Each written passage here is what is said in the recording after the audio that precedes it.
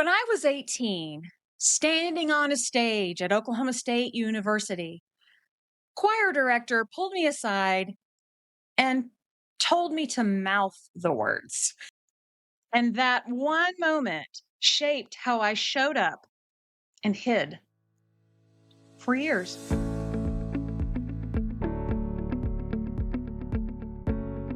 So, Freshman Follies was a big deal. Fraternities and sororities paired up, created these elaborate singing and dancing routines, and competed to win. I was so excited to be part of something bigger, to belong to this fun, visible, sought after group.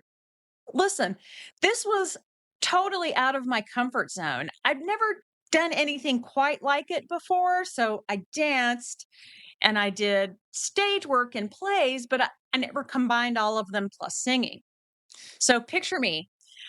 I'm sitting on some guy's shoulder during rehearsal. My booty was too big and his shoulders were too weak. And let's just say we did not hit that stunt often. And honestly, that's what I thought would be the biggest Freshman Follies problem.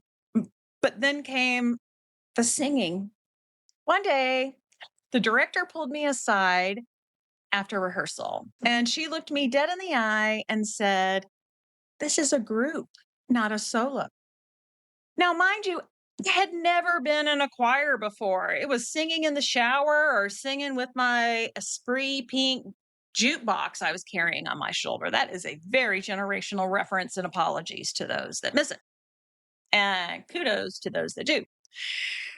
Anywho, apparently I was singing too loud. Those of you that know me well will not be surprised by that fact.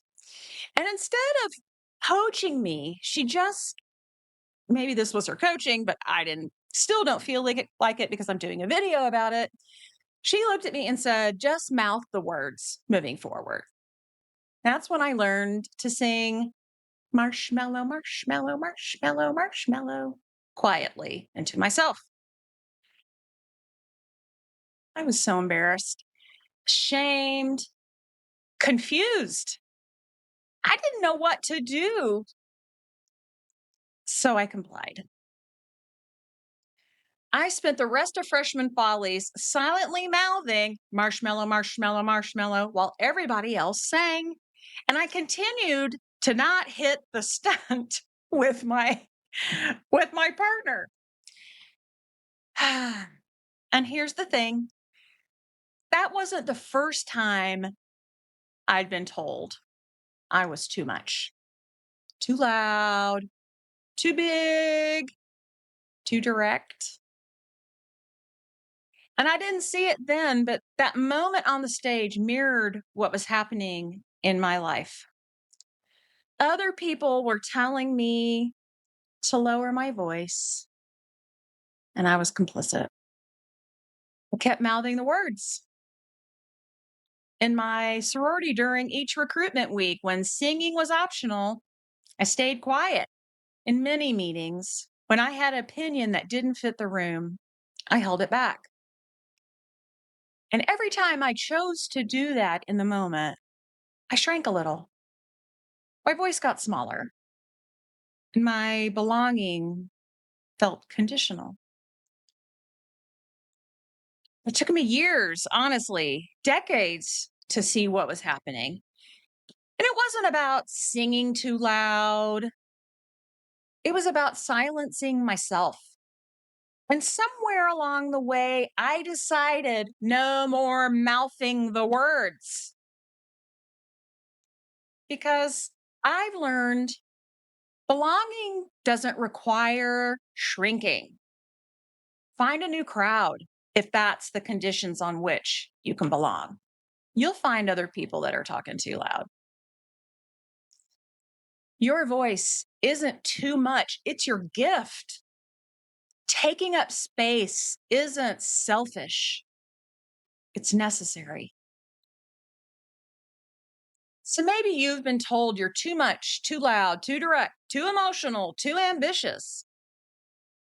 Maybe you've been coached subtly or bluntly to blend in. instead of stand out.